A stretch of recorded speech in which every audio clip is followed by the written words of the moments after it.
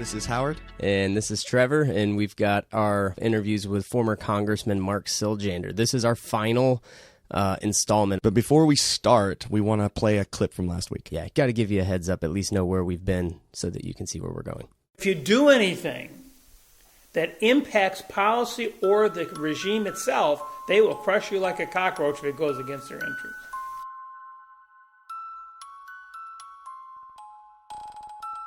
The reason I went to prison is very simple. I was interfering in 3 of the 7 countries that Bush wanted regime change. I worked with Libya for years, with Gaddafi's regime. He denounced weapons of mass destruction. He's selling us his oil, which he didn't before. The U.S. is building huge hotels. So that looked good.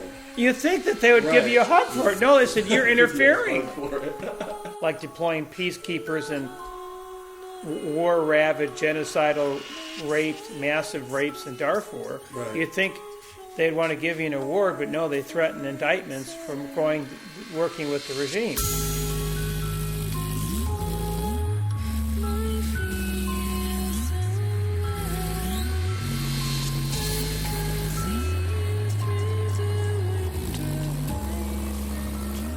He is, the entire last episode is about Darfur and the Prince of Saudi Arabia. And Bringing peace. Yeah.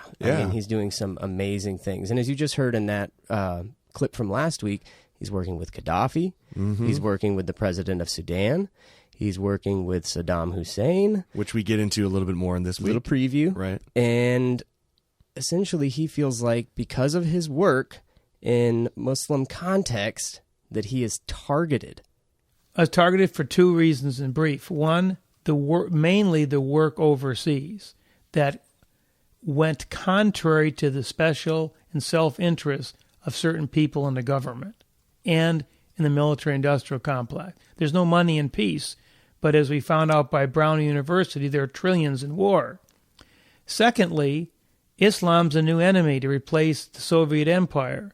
And when you say, they can actually be friends and we can find common ground and undermine radicalism while empowering a new awakening, spiritual awakening amongst more millions of Muslims than the polls can count, that's a threat. So Mark Siljander thinks he's targeted. Explain to me why he's a threat. Go into that a little bit more in detail. Well, he did quote a study that came out from Brown University, and it was essentially saying that the global war on terrorism has cost upwards of $4 trillion. Wow. And so the threat is if he's making peace in these areas that are really generating a lot of income for, as he said, certain entities within the government, then he becomes a threat. And if they want regime change and they want the regime to look bad and he's going over and deploying peacekeepers and everybody's looking good and there's peace in the area, you're not going to have regime change. So essentially he thinks he got pushed out, targeted for being a peacemaker. And messing with the wedge gets Mark into a lot of trouble. I was threatened with treasonous activities back in 2002. If I didn't stop my quote-unquote crusade against the Iraq war. So I turned my attentions to Sudan, finding out that they hated the regime in Sudan. They hated Saddam, of course, we know that. They hated Gaddafi. And here I was working in 3 countries that the Bush regime, according to General Wesley Clark, wanted to change the regime. And our efforts were quite successful. So who is General Wesley Clark? He's no, small-time guy. He's a 4-star general. Wow. Graduated first in his class from the United States Military Academy at West Point. He was a Rhodes Scholar, went over to Oxford, studied there, 34 years of service in the United States Army, and eventually he runs for the Democratic ticket for president. It's interesting to hear what he has to say about the regime change after 9/11. About 10 days after 9/11, I went through the Pentagon and I saw Secretary Rumsfeld and Deputy Secretary Wolfowitz. I went downstairs just to say hello to some of the people on the joint staff who used to work for me. And one of the generals called me in. He said, "Sir, you got to come in. You got to come in and talk to me a second." I said, "Well, you're too busy." He said, "No."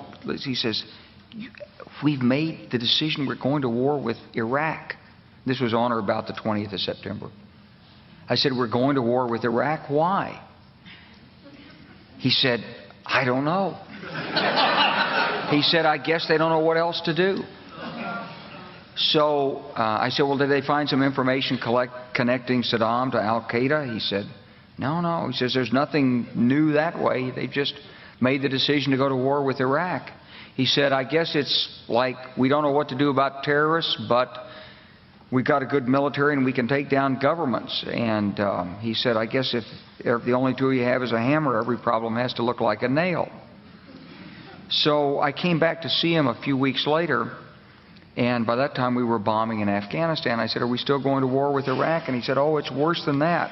He said, he reached over on his desk, he picked up a piece of paper, and he said, I just got this down from upstairs, meaning the Secretary of Defense's office today, and he said, this is a memo that describes how we're going to take out 7 countries in 5 years, starting with Iraq and then Syria, Lebanon, Libya, Somalia, Sudan, and finishing off Iran. So that's a clip from a talk that General Wesley Clark was giving on Democracy Now! I was really surprised by his candor. I know, right? I mean, he just comes out and says, why?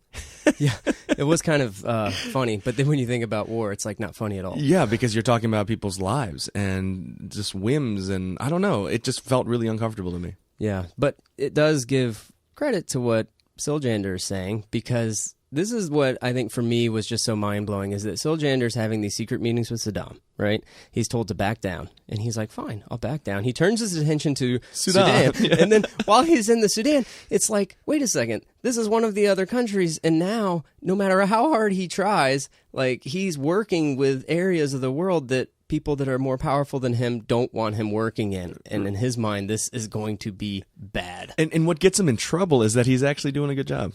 Yeah. You know? It's like you can't win. You just can't win. Yeah, actually, Mark's success in bringing peace to these areas ends up resulting in what he says is being indicted for his making peace in Muslim countries. But they do offer him a way out. Yeah, they offer him a way out. In the beginning, they indict him and essentially ask him to make a deal, I guess. And in making a deal, it would be another compromise of what he believes. They end up wanting me to testify against Muslims that I was in conspiracy with them, and they'd let me go. But of course, if I lied, my personal integrity is crushed. My work with Muslims is destroyed because I'm speaking untruths to save myself. And I refused to do so. So that was the key for the Washington, D.C., Bush-era neoconservatives to lower the hammer on me. So they hold a news conference saying I was indicted along with these Muslims for conspiracy money laundering of terrorist funds.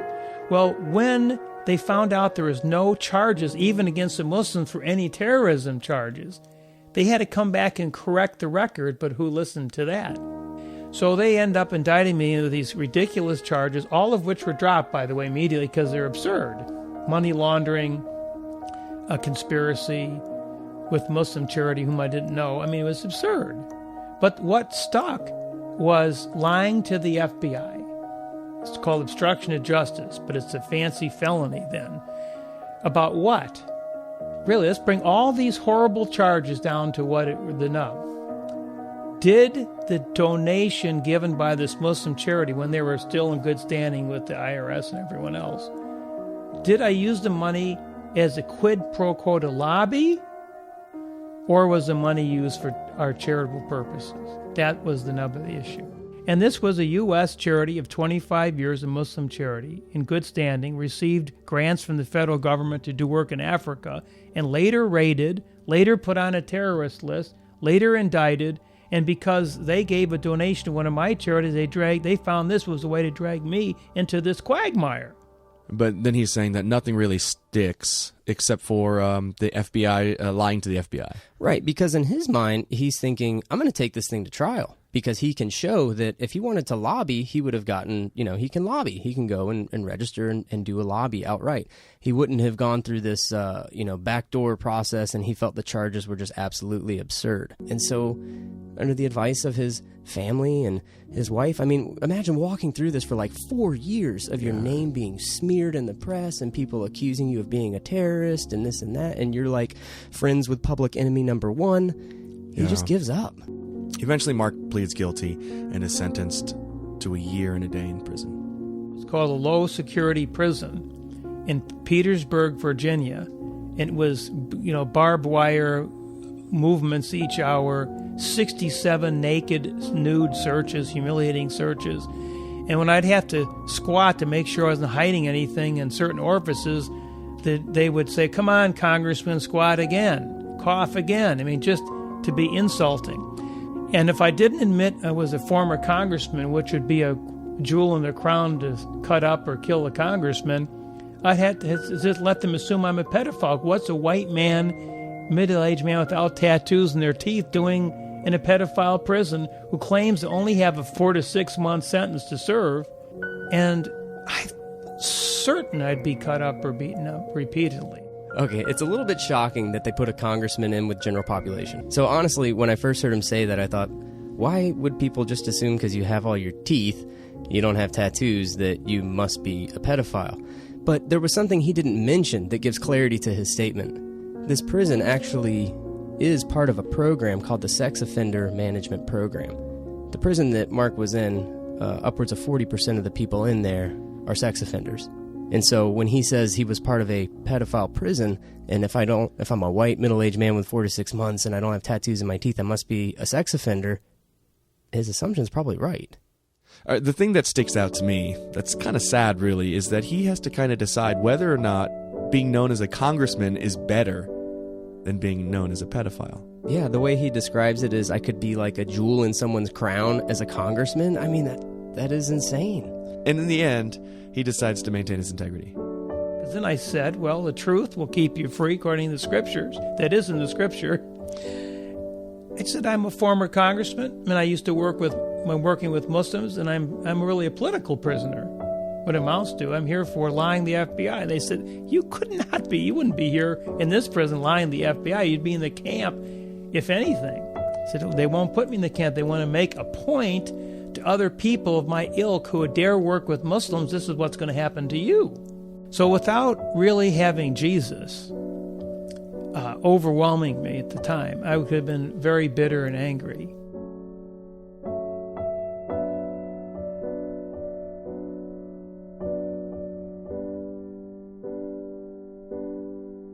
All right, so the story at this point takes on kind of like a Joseph feel to it, right? What man intended for bad, God is going to use for good.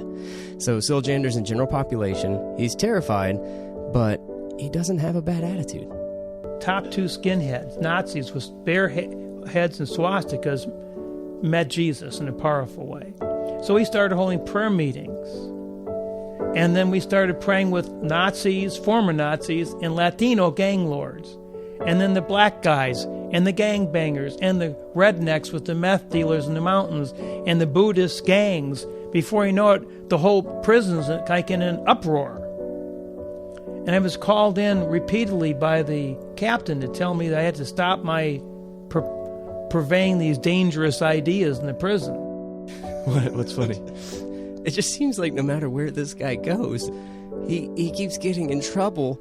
And it's because he's trying to be obedient in his faith. It reminds me of Acts 24, where Paul's accused as somebody that like stirs up riots. Oh, yeah. This warden is angry because he's having Bible studies with skinheads and stirring up the skinheads and the Latinos to, essentially pray and worship and get excited about Jesus. This is problematic for people, apparently. Yeah, and they go to great lengths to keep him from doing it. They basically banned me from working anywhere because they felt anywhere I worked that I could teach or share ideas would be dangerous, because they don't like inmates praying together. They want to keep them in division. There's control. All right, so Howard, do you see the common theme here of what he was trying to do in the Muslim world and now what he's trying to do in prison? Yeah, he's constantly building bridges wherever he's at. And building bridges and promoting peace scares people, in his mind, because what if these gang members start meeting together for prayer? What could happen? And I love that he says it's the Jesus gang. Oh, that was awesome. It's the Jesus gang. These Right. guys aren't going to run away. They're not going to escape. Yeah, they're just going to pray for you They're guys. here to love one another. And so there is a hint of like idealism from Mark, but I don't know that it's really idealistic. It might just be that we're supposed to believe that God could actually build bridges of peace and unity with some of the most divided people on the earth. And I think his work is showing it in the prison and in the Middle East and, areas of conflict in the world. Wherever he goes, when he applies the principles that he's learned from following Christ, it makes changes. But in the same way that he was in his mind, targeted by his own government. He feels as though now he's being targeted by the prison system. And they go a step further, and they try to nail him on anything they can. But they tried. They threatened me with criminal activity 3 or 4 times, new charges, because my wife kissed me, or my son put the phone on speakerphone so my daughter could hear a phone call saying it was an illegal call. They were all dropped, but it was harassment. And the more they harassed, the more the inmates respected me, and the more open doors. So just the opposite happened. So for over months, 20 copies of A Deadly Misunderstanding were floating all over the campus. The guards were reading it. The inmates were reading it. And they said, whatever you do, don't talk to the Muslims. Okay, you talk to the skinheads, the Latinos, the Asians, and the Africans, and the meth white guys, but please don't talk to the Muslims. They will cut you up for sure. All right, this is unbelievable. He's being gagged again. Don't talk to Muslims. Stop talking to Saddam Hussein. Stop working in the Sudan. Do not meet with Gaddafi. And now it's like, do not talk to the imam in prison. And I just feel like Mark has this spirit about him that it's like, who is it better for me to obey, God or man? Like, that's what it sounds like, right? And the idea behind it is the same. Like, they will kill you. They will cut you up, and it's both in both scenarios. But that's not what happens. Well, the first person I went to then is the head imam of the prison. I mean, the inmate, not the chaplain. And we had such a exciting conversation. We started studying the Quran together. I had a book signing session in his cell where he had 2 copies of my book, and his sons were straying from the faith, and he thought if they would read A Deadly Misunderstanding, maybe they'll come back to God. So I'm sitting there autographing my book in the cell of the head imam with all these Muslims around praying Bismillah ar-Rahman ar-Rahim in the name of God who's compassionate, merciful. So it was a riotous time in the context of the Holy Spirit moving. I was never threatened. Everyone, I had my back from the Buddhists to the gangbangers. And there was prayer and deliverances and salvations and life changes. But let me tell you something. I was probably the most changed myself. I mean, I went in there scared to death. Went from palaces to prisons. So I'm not angry. I'm not mad, or I hope you can sense that in my voice because you can't see me, but nor bitter. It's just the way it is. I mean, Jesus said there are more than one baptism. There's baptism of water, salvation, the Holy Spirit. There's also a baptism of suffering. And this is just it. He said, you're going to have to pick up your cross every day. And everything that happened in that prison, I believe, made me stronger.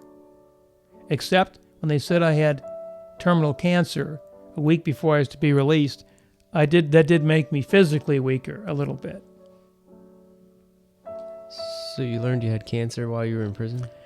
Yes, it took them 4 months to do a biopsy, and they said you have rhabdoid sarcoma, which is fairly indigenous to infants, and when it spreads to adults, they die in 6 months, and you've had it for probably 8 or 9 months, so you're already in the record books, but you don't have more than weeks, maybe 3 months to live. That's the bad news. The good news, you're going home in a week. So I decided voluntarily, since I had no money, no insurance, Obamacare hadn't been implemented as yet, for pre-existing conditions. So I voluntarily went to a prison hospital in North Carolina to be treated with the blessings of the U.S. government and the Federal Penal Institution. They paid for my radiation and surgery, and it was an anomaly, a miraculous anomaly. I was the only person, according to Duke, to ever survive this cancer, and I'm completely cancer-free 3 years later. I look back at that whole experience. I wouldn't want to repeat it, for sure. But God really used it in personally my own life. And I look back thinking, well, was it worth it? Well, it must be, because I'm doing the same thing. Although I'm not going to any countries under the sanctions of the U.S. government at the moment. We are going to other countries and working on wars in Central Africa and other places.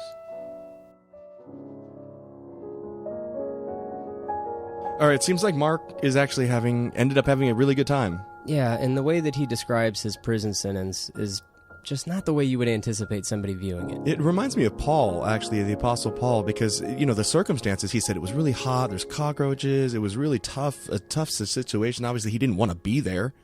And then he ends up praising the Lord. Yeah, and it ends up being like, well, sounds like revival's breaking out. Yeah, and that's really cool. So before we ended the interview, Howard had this one question that he wanted to ask Mark Siljander. I just wanted to know what advice he would give to other Christian politicians. And I'd tell him the same thing I told one of the former Republican leaders of the Congress. I said, we need to be completed, or shalom. The real shalom, or salam in Arabic, the real completion of peace will come as we love God and we love the Democrats, if we're Republican, or if we're a Democrat, the Republicans. And that's completely contrary to common sense, logic, and political instincts. I know that. I've been there 30 years in D.C., very aware of it. But since everything else has failed, I'm just looking for one or two politicians that would consider experimenting, perhaps at their political peril, this construct that Jesus taught about. Before we left, we asked Mark one last question. We wanted to know how he saw God using him in the future and what exactly it was that he was attempting to do now. I'm committed to continue the work in bridging between Muslims, Christians, and Jews, and taking the model of peacemaking that brings Christian, Muslims, and Jews together through the powerful ideas of Jesus and apply those to areas of crisis and conflict. All right, Howard, what were your thoughts about our time with former Congressman Mark Siljander? I can't help but feel this trend. In this studio, we've interviewed a lot of missionaries that have gone through a lot in their life, but they, like Mark Siljander, attribute it to God. There's the bad, but then there's also this eternal good that results. And I kind of have that feeling with Mark, is that, like, as I hear his story, I'm thinking inside, like, how much I'm grieving for the guy. Because it's like he can't catch a break, and everything that he's trying to do is for the Lord, and according to man, he says it himself in one part of the interview that he's a failure. Yeah, I think for me, Howard, prior to meeting him, I had some presuppositions that I think he kind of blew out of the water. All I had known about Mark was from what he had written in his own book and from what I had seen in the media. And to the media's defense, Mark actually was thankful for some of the things the media said, and he wasn't angry at the media. But the media representations of him over the last 10 years have been pretty wicked. And so when I met him, I just thought, this isn't the guy I anticipated meeting. He just had a real sweet spirit about him. Yeah, he wasn't bitter. Like, he really wasn't bitter. Like, if I was in that situation, any kind of crisis I go through, I'm just, all of a sudden it throws me into a tizzy. And I'm sure, like, he's been there, but I'm just saying, like, I didn't pick that up from him. No, I didn't pick up any bitterness. I actually picked up a real sense of hope. Gratitude. And I think that's something that needs to be told in this story. That's not a story the media is normally going to tell about Mark Siljander. It doesn't mean that Howard and I agree with everything that he said. It doesn't mean that Howard and I believe everything that he said. But we at least want to be able to say that we told his story accurately. And so, Mark, if you're listening, we hope that we told your story accurately and that you would approve.